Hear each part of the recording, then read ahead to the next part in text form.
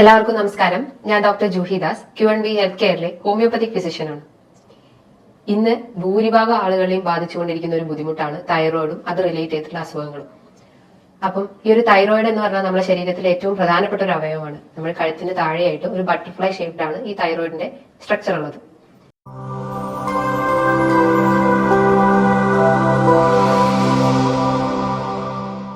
അപ്പോൾ തൈറോയിഡ് പല ഹോർമോൺസും ഉത്പാദിപ്പിക്കുന്നു. അതിൽ പ്രധാനപ്പെട്ടതാണ് T3, T4, കാൽസിറ്റോണിൻ. ഈ തൈറോയിഡ് ബ്രെയിനിൽ നിന്ന് സ്റ്റിമുലേഷൻ, അതായത് ഉത്പാദിപ്പിക്കുമ്പോൾ ബ്രെയിനിൽ നിന്നുള്ള stimulation, thyroid releasing hormone, thyroid release ചെയ്യാനുള്ള ഹോർമോണിലെ സ്റ്റിമുലേഷൻ ബ്രെയിനിൽ നിന്ന് വരുന്നു. അങ്ങനെ പിറ്റ്യൂട്ടറി ഗ്ലാൻഡിന്റെ സഹായത്തോടെ അത് സ്റ്റിമുലേറ്റ് ചെയ്യും. അങ്ങനെ TSH സ്റ്റിമുലേറ്റ് ചെയ്യപ്പെടുകയും അങ്ങനെ T3, T4, കാൽസിറ്റോണിൻ പോലത്തെ ഹോർമോൺസ് ഉത്പാദിപ്പിക്കുകയും ചെയ്യും. ഇതാണ് ഇതിന്റെ ഒരു പാറ്റേൺ, അതായത് ഇതൊരു പ്രക്രിയ എന്ന് പറയുന്നത്. ഈ ഒരു T3, T4 അല്ലെങ്കിൽ TSH ഉണ്ടാവുന്ന വ്യതിയാനങ്ങളാണ് ഹൈപ്പോ തൈറോയിഡിസവും hyper thyroidism, Hashimoto thyroiditis, Graves disease, അങ്ങനെ പല രോഗങ്ങളിലേക്കും ലീഡ് ചെയ്യുന്നത്. ഹൈപ്പോ തൈറോയിഡിസം എന്ന് പറയുമ്പോൾ T3, T4 കുറയുകയും TSH കൂടുകയും ചെയ്യുന്നു. അതായത് ഹോർമോണിന്റെ പ്രവർത്തനം ഇല്ലാത്തൊരവസ്ഥ. അപ്പൊ അവിടെ സ്റ്റിമുലേറ്റ് ചെയ്യപ്പെടും. അതുകൊണ്ടാണ് TSH കൂടുന്നതും T3, T4 കുറയുന്നതും ചെയ്യുന്നത്. അപ്പൊ ഇതിന്റെ പ്രധാനപ്പെട്ട ലക്ഷണം ഹൈപ്പോ തൈറോയിഡിസം എന്ന് പറയുമ്പോൾ അവിടെ നമ്മുടെ ബോഡിയെല്ലാം ഒരു ലോ സ്റ്റേജിലോട്ട് പോകുന്നു. പ്രധാനമായിട്ടും നമുക്ക് മൂഡ് സ്വിങ്സ് ഉണ്ടാവും. അതായത് ഒരു കൺഫ്യൂഷൻ, നമുക്ക് ഒന്നും ചെയ്യാനുള്ള ഒരു ഇൻട്രസ്റ്റ് ഉണ്ടാവില്ല, ഒരു ഇൻട്രസ്റ്റ് ഇല്ലാത്തൊരവസ്ഥ, അല്ലെങ്കിൽ ഒരു ലെതാർജി, ഒരു അലസത ഫീൽ ചെയ്യാം. മറ്റൊന്ന് നമുക്ക് മലബന്ധം വരാം, മോഷൻ കറക്റ്റ് ആവാത്ത അവസ്ഥ വരാം, അതായത് മോഷൻ പോകുമ്പോൾ ടൈറ്റ് ആയിട്ട് പോകുന്ന ഒരു അവസ്ഥ. അതേപോലെ തന്നെ സ്കിന്നിൽ ഡ്രൈനെസ് ഉണ്ടാവും, ഒരു ഡീഹൈഡ്രേറ്റ് ഫീലിംഗ് ഉണ്ടാവും, അല്ലെങ്കിൽ ഡ്രൈനെസ് ഫീൽ ചെയ്യാം, ചർമ്മം മൊത്തം വരണ്ട പോലത്തെ ഒരു അവസ്ഥ വരാം. അതേപോലെ തന്നെ അമിതമായിട്ടുള്ള ക്ഷീണം, നമുക്ക് എപ്പോഴും ഉറങ്ങണം എന്നുള്ള ഒരു ടെൻഡൻസി വരും. അമിതമായിട്ടുള്ള ക്ഷീണം വരുവാണെങ്കിലും ഹൈപ്പോ തൈറോയിഡിസം ആണെന്ന് മനസ്സിലാക്കാം. അതേപോലെ തന്നെ ഹൈപ്പോ തൈറോയിഡിസിന്റെ മറ്റു ലക്ഷണങ്ങളാണ് മുടി കൊഴിയുക, അതായത് മുടി പൊട്ടിപ്പൊഴിഞ്ഞ് മുടി കൊഴിയുന്ന ഒരവസ്ഥ. അതുപോലെ വിശപ്പ് കുറയുക, നമുക്ക് അപ്പറ്റൈറ്റ് വളരെ കുറഞ്ഞു പോകുന്ന അവസ്ഥയും അങ്ങനെ കോൺസ്റ്റിപ്പേഷനിലേക്കൊക്കെ ലീഡ് ചെയ്യാനുള്ള ഒരു ചാൻസ് ഉണ്ട്. അതേപോലെ തന്നെ അമിതമായിട്ടുള്ള ക്ഷീണം, വെയിറ്റ് കൂടാം, അതായത് ഹൈപ്പോ തൈറോയിഡ് ഉള്ള ആളുകൾക്ക് വെയിറ്റ് കൂടാനുള്ള ഒരു ടെൻഡൻസി ഉണ്ട്. പക്ഷേ ഹൈപ്പർ തൈറോയിഡിസം നോക്കുമ്പോൾ വെയിറ്റ് കുറയുന്ന ഒരു ചാൻസ് ആണ് കാണുന്നത്. ഇതേപോലെ തന്നെയാണ് മറ്റൊന്നാണ് ഹൈപ്പർ തൈറോയിഡിസം.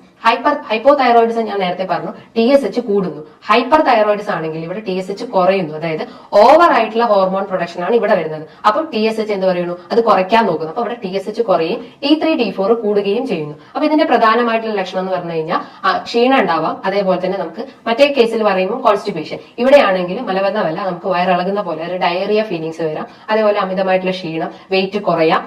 അത്തരം ലക്ഷണങ്ങൾ ഉണ്ടെങ്കിൽ ഹൈപ്പർ തൈറോയിഡിസം ആണെന്ന് പറയാം. അതേപോലെ തന്നെ മെൻസസ് ട്രബിൾസ് വരും. അതായത് മെൻസസിന്റെ ഹൈപ്പോ തൈറോയിഡിസം ആണെങ്കിൽ മെൻസസ് അധികമാണ്, അതായത് പ്രൊഫ്യൂസ് ബ്ലീഡിംഗ് ആയിരിക്കും ഉണ്ടാവുക. പക്ഷെ ഹൈപ്പർ തൈറോയിഡിസം കേസസിൽ ബ്ലീഡിംഗ് കുറവായിരിക്കാം. അതേപോലെ നമുക്ക് നെർവസ്, ഭയങ്കര ആങ്സൈറ്റി ഫീലിംഗ് വരും. ഹൈപ്പോ തൈറോയിഡിസം ആണെങ്കിൽ നമുക്കൊരു മൂഡില്ലാത്ത ഒരവസ്ഥ. പക്ഷെ നേരെ ഹൈപ്പർ തൈറോയിഡിസം ആണെങ്കിൽ നമുക്ക് നെർവസ്, ആങ്സൈറ്റി, ഒരു പാൽപിറ്റേഷൻ, ഒരു കിതപ്പ് പോലെയൊക്കെ വരുന്നുണ്ടെങ്കിൽ അത് ഹൈപ്പർ തൈറോയിഡിസം ആണെന്ന് മനസ്സിലാക്കാം. ഇനി ഹൈപ്പർ തൈറോയിഡിസം അല്ലെങ്കിൽ ഹൈപ്പോ തൈറോയിഡിസം ഇത്തരം ലക്ഷണങ്ങൾ ഉണ്ടെങ്കിൽ നമ്മൾ ഒരു സ്കാനിങ്ങോ അല്ലെങ്കിൽ ബ്ലഡ് ടെസ്റ്റോ ഒക്കെ ചെയ്യേണ്ടതാണ്. ബ്ലഡ് ടെസ്റ്റ് എന്ന് പറയുമ്പോൾ പ്രധാനമായിട്ടും തൈറോയിഡ് ഫംഗ്ഷൻ ടെസ്റ്റ്. അതിന്റെ അകത്താണ് T3, T4, TSH ഇത്തരം ഹോർമോൺസിന്റെ വാല്യൂസ് നോക്കി കഴിഞ്ഞു കഴിഞ്ഞാൽ നമുക്ക് ഹൈപ്പർ ആണോ ഹൈപ്പോ ആണോ എന്ന് മനസ്സിലാക്കാം. ഹൈപ്പർ തൈറോയിഡിസം ആണെങ്കിൽ T3, T4 കൂടുകയും TSH കുറയുകയും ചെയ്യുന്നു.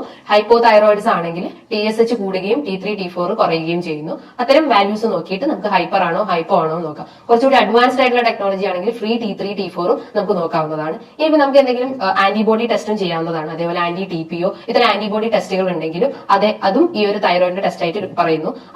ആന്റിബോഡി TPO എന്നൊക്കെ പറയുമ്പോൾ അതായത് നമ്മുടെ ഇമ്മ്യൂൺ സിസ്റ്റത്തിന് എത്രത്തോളം അത് എഫക്ട് ആയിട്ടുണ്ട്, അല്ലെങ്കിൽ ആന്റിബോഡീസ് എത്രത്തോളം നമ്മുടെ ബോഡിയിൽ ഉണ്ട് എന്നൊക്കെയാണ് ഈ TPO ടെസ്റ്റിലൂടെ മനസ്സിലാക്കുന്നത്.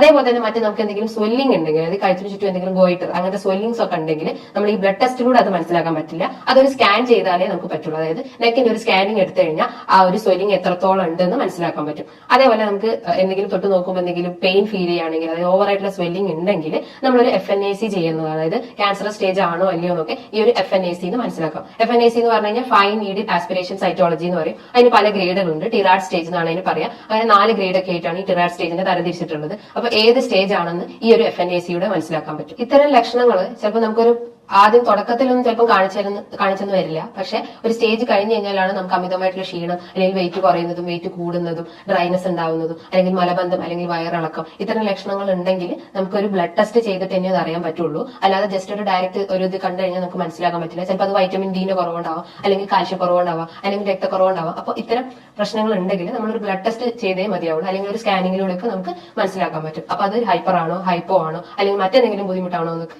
മനസ്സിലാക്കാൻ പറ്റും. ഈ ഒരു തൈറോയിഡ് റിലേറ്റഡ് ഇഷ്യൂസ് പല കാരണങ്ങൾ കൊണ്ടാവാം. പ്രധാനമായിട്ടും അമിതവണ്ണം ഉള്ളവർക്ക് തൈറോയിഡ് റിലേറ്റഡ് ഇഷ്യൂസ് വരാം. അതാണ് നേരത്തെ പറഞ്ഞത്, അത് വെയിറ്റ് കൂടാം, വെയിറ്റ് കുറയാം, അങ്ങനെ പല പ്രശ്നങ്ങളും അമിതവണ്ണം ഉള്ള ആളുകൾക്കും ഈ തൈറോയിഡ് ഇഷ്യൂസ് വരാം. അതേപോലെ തന്നെ അന്തരീക്ഷ മലിനം, അതായത് എൻവയോൺമെന്റൽ പൊല്യൂഷൻ കാരണം, അതായത് എന്തെങ്കിലും ടോക്സിൻസോ അല്ലെങ്കിൽ പെസ്റ്റിസൈഡ്സ് ഒക്കെ നമ്മുടെ ബോഡി രക്തത്തിൽ അലിഞ്ഞ് ചേരുമ്പോഴും ഈ ഒരു തൈറോയിഡ് ഇഷ്യൂസ് വരാം. അതേപോലെ തന്നെ പ്രഗ്നന്റ് ആയിട്ടുള്ള വുമൻസിലും ഈ ഒരു തൈറോയിഡ് പ്രോബ്ലം, അതായത് കൂടുതലായിട്ട് ഹോർമോൺ വേരിയേഷൻ നടക്കുമ്പോഴും ഈ ഒരു തൈറോയിഡ് ഇഷ്യൂസ് വരാനുള്ള ഒരു ചാൻസ് ഉണ്ട്. അതേപോലെ തന്നെ പ്രധാനമായിട്ടുള്ള ഒരു കാരണമാണ് അമിതമായിട്ടുള്ള ടെൻഷൻ, അതായത് അമിതമായിട്ടുള്ള സ്ട്രെസ്. ഇത്തരം ബുദ്ധിമുട്ടുകൾ ഉണ്ടെങ്കിൽ അതൊരു തൈറോയിഡ് ആണെന്ന് മനസ്സിലാക്കാം. ഇനി എന്തൊക്കെയാണ് ഇത്തരം ബുദ്ധിമുട്ടുകൾ വന്നു കഴിഞ്ഞാൽ നമ്മൾ ഭക്ഷണത്തിലൂടെ മാറ്റിയെടുക്കാൻ പറ്റുന്നത്, ഭക്ഷണ രീതികൾ എന്തൊക്കെയാണെന്ന് നോക്കാം.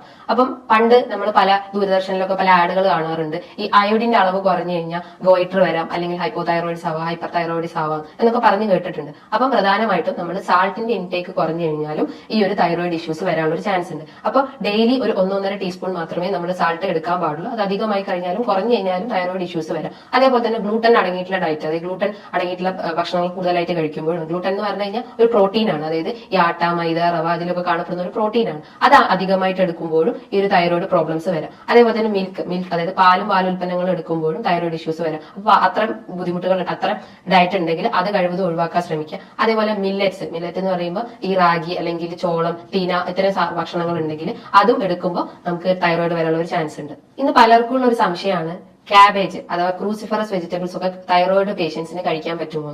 അപ്പൊ പണ്ടുള്ള പഠനങ്ങൾ പറയുന്നതെന്ന് വെച്ചാൽ ക്രൂസിഫറസ് വെജിറ്റബിൾസ് അല്ലെങ്കിൽ ക്യാബേജ് ഒക്കെ നമ്മൾ അയഡിൻ വലിച്ചെടുക്കുകയും അങ്ങനെ തൈറോയിഡ് ഇഷ്യൂസ് വരാനുള്ള ചാൻസ് ഉണ്ടെന്ന് പറയുന്നു. പക്ഷേ നമുക്ക് കഴിക്കാം, അതായത് നമ്മളത് കുക്ക് ചെയ്ത് കഴിക്കുന്നതാണ് ഏറ്റവും നല്ലത്. അതായത് ഫ്രഷ് ആയിട്ട് കഴിക്കുന്നതിന് പകരം ഭക്ഷണത്തിൽ നന്നായിട്ട് കുക്ക് ചെയ്തിട്ട് നന്നായി ബോയിൽ ചെയ്തിട്ട് കഴിക്കുകയാണെങ്കിൽ നമുക്ക് തൈറോയിഡ് പ്രോബ്ലംസ് വരില്ല. അമിതമായിട്ട് എടുക്കുകയാണെങ്കിൽ മാത്രമേ ഈ ഒരു തൈറോയിഡ് ഇഷ്യൂസ് വരാനുള്ള ചാൻസ് ഉള്ളൂ. ഇനി എന്തൊക്കെയാണ് നമ്മൾ കഴിക്കേണ്ട ഭക്ഷണങ്ങൾ എന്ന് നോക്കാം. ഞാൻ നേരത്തെ പറഞ്ഞു അയഡിൻ അടങ്ങിയിട്ടുള്ള ഭക്ഷണങ്ങൾ നന്നായി കഴിക്കുക, അതായത് സാൾട്ട് ഇൻടേക്ക് കൂട്ടുക.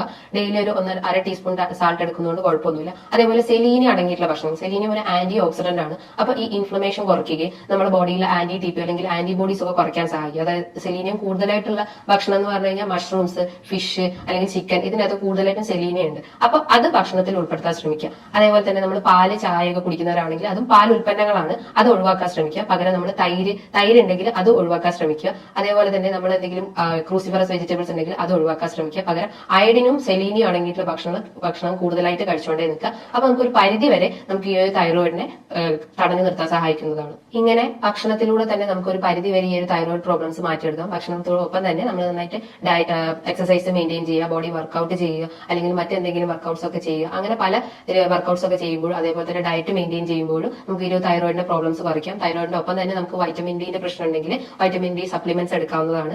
ഡെയിലി ഒരു 60 മന്ത്ലി ഒരു 60K അല്ലെങ്കിൽ വീക്കിലി ഒരു 60K യൂണിറ്റുള്ള വൈറ്റമിൻ ഡി സപ്ലിമെന്റ്സ് എടുക്കാവുന്നതാണ്. ഡെയിലി ആണെങ്കിൽ ഒരു 600 ഇന്റർനാഷണൽ യൂസ് സപ്ലിമെന്റ്സ് എടുക്കുന്നതുമാണ്. അതേപോലെ തന്നെ മറ്റെന്തെങ്കിലും ബുദ്ധിമുട്ടുണ്ടെങ്കിൽ ഈ ഒരു ഡയറ്റും എക്സസൈസും ഒക്കെ ഫോളോ ചെയ്ത് കഴിഞ്ഞാൽ നമുക്ക് എല്ലാ അസുഖങ്ങളും കുറച്ചുകൊണ്ടുവരാൻ പറ്റുന്നതാണ്. ഇനി ഇതുമായി ബന്ധപ്പെട്ട് പല സംശയങ്ങളും ഉണ്ടാവും. തൈറോയിഡിന് എത്ര മെഡിസിൻസ് എടുക്കണം, ഏതൊക്കെ ഡയറ്റ് ഫോളോ ചെയ്യണം, അല്ലെങ്കിൽ വൈറ്റമിൻ ഡി എടുക്കാൻ പറ്റുമോ, അല്ലെങ്കിൽ എന്തൊക്കെ എക്സസൈസ് ആണ് വേണ്ടത്, അങ്ങനെ പല സംശയങ്ങളും നിങ്ങൾക്ക് ഇതുമായി ബന്ധപ്പെട്ട് വന്നിട്ടുണ്ടാവാം. അങ്ങനെ എന്തെങ്കിലും സംശയങ്ങൾ ഉണ്ടെങ്കിൽ നിങ്ങൾക്ക് താഴെ കാണുന്ന നമ്പറിൽ കോൺടാക്ട് ചെയ്യാവുന്നതാണ്. ഇനിയും മറ്റൊരു വീഡിയോയുമായി വീണ്ടും കാണാം.